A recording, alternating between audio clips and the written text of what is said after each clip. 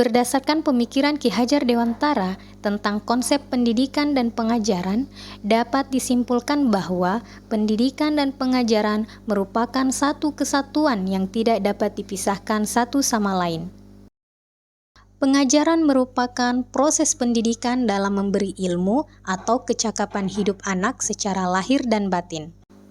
Sementara itu, pendidikan memberi tuntunan terhadap segala kekuatan kodrat yang dimiliki anak untuk mencapai keselamatan dan kebahagiaan yang setinggi-tingginya, baik sebagai manusia maupun sebagai anggota masyarakat.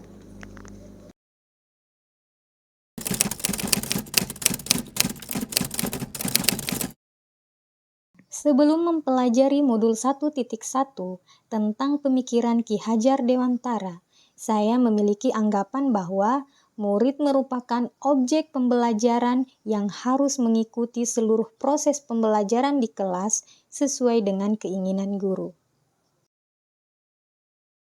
Selanjutnya, saya memposisikan diri sebagai satu-satunya sumber belajar bagi murid, sehingga tidak ada tempat atau sumber lain bagi mereka dalam mengeksplorasi pengetahuan baru. Hal ini berdampak pada perilaku murid yang pasif dalam proses pembelajaran. Seringkali dalam pembelajaran, saya kurang memperhatikan perbedaan karakteristik murid. Saya menerapkan model pembelajaran secara merata tanpa mengidentifikasi terlebih dahulu kemampuan, minat, dan gaya belajar murid yang beragam. Hal ini saya lakukan untuk mengejar ketercapaian ketuntasan materi saja, tanpa mempertimbangkan materi esensial yang bertujuan untuk menciptakan pembelajaran bermakna pada murid. Selanjutnya, dalam proses penilaian pun, saya hanya mementingkan ketercapaian aspek kognitif murid, sehingga saya akan merasa sangat kecewa apabila ada murid yang tidak mencapai KKM. Dan yang terakhir, saya menyadari bahwa sebelumnya saya menuntun perilaku murid belum sepenuhnya disesuaikan dengan kodrat murid. Dalam beberapa kesempatan, saya masih memaksakan kehendak dalam membentuk perilaku mereka tanpa melakukan pendekatan secara emosional yang sesuai dengan kodrat alam dan zamannya.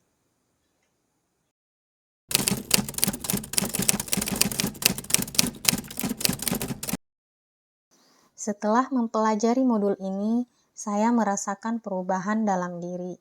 Saya memandang setiap anak adalah istimewa.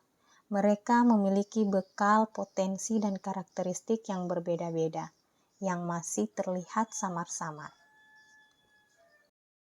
Oleh sebab itu, sebagai guru, saya menyadari bahwa peran utama kita adalah menuntun murid, bukan menuntut murid untuk melakukan segala sesuatu sesuai dengan keinginan guru.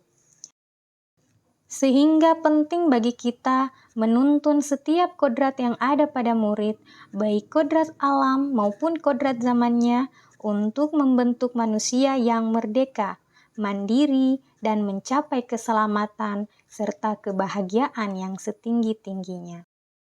Selanjutnya, pendidikan adalah tempat persemaian benih-benih kebudayaan dalam masyarakat. Artinya bahwa untuk menciptakan manusia Indonesia yang beradab, maka pendidikan menjadi salah satu kunci utama untuk mencapainya. Karena pendidikan menciptakan ruang bagi murid untuk bertumbuh secara utuh dan mampu memuliakan dirinya serta orang lain.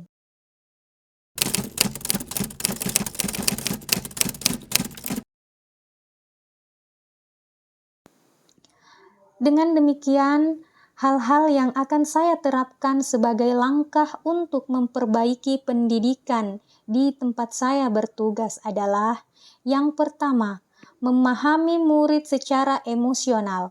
Artinya bahwa sebagai guru, saya harus memiliki kemampuan yang adaptif dalam menyikapi setiap karakteristik murid yang beragam dengan cara memasuki dunianya, memahami keinginan dan kebutuhannya, serta menjadi guru yang disenanginya. Apabila murid menyenangi gurunya terlebih dahulu, maka akan lebih mudah bagi saya menerapkan pembelajaran yang berorientasi pada murid untuk membentuk profil murid yang memiliki kecakapan abad 21, yaitu berpikir kritis, komunikatif, kolaboratif, juga kreatif dan inovatif. Selain itu, untuk mewujudkan filosofi pendidikan yang selaras dengan pemikiran Ki Hajar Dewantara, yakni pendidikan sebagai ruang bagi murid untuk bertumbuh secara utuh agar menjadi manusia yang merdeka secara lahir dan batin, maka sebagai guru saya memberikan kebebasan secara terbimbing kepada murid dalam menentukan perannya dalam pembelajaran sesuai dengan minatnya. Hal yang tak kalah pentingnya juga dalam proses menuntun adalah dengan memperhatikan aspek sosio-kultural yang telah menyatu dalam lingkungan tempat tinggal murid.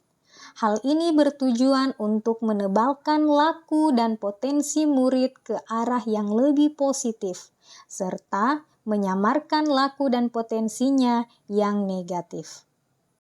Pada akhirnya, semua peran yang kita emban sebagai pendidik yang menuntun kodrat anak ke arah kehidupan yang lebih baik, tentunya hati yang ikhlas dan sabarlah yang menjadi perisainya. Sebab pendidikan merupakan proses yang panjang dan berkelanjutan, yang hasilnya tidak serta-merta terlihat dalam waktu yang singkat. Yang terpenting adalah apa yang kita lakukan hari ini adalah bagian dari ikhtiar kita dalam memanusiakan manusia.